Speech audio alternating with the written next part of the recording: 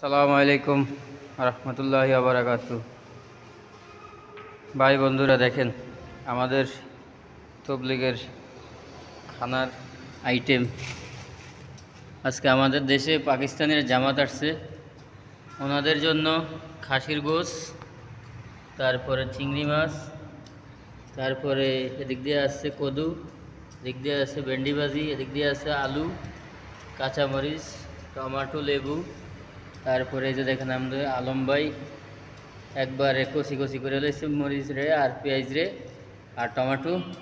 উনি শসা কাটতেছে, ওনার অনেক কষ্ট হইতেছে। ওনার জন্য আল্লাহ তাআলার কাছে বেশি বেশি করে দোয়া করবেন, আর উনি যেন বেশি বেশি করে তবলিগের খেদমত করতে পারে, আর বেশি বেশি করে যেন আমাদের জন্য যেন খেদমত করতে পারে, দোয়া করতে পারে। আমাদের জন্য দোয়া করবেন, চ্যানেলটাকে সাবস্ক্রাইব করবেন।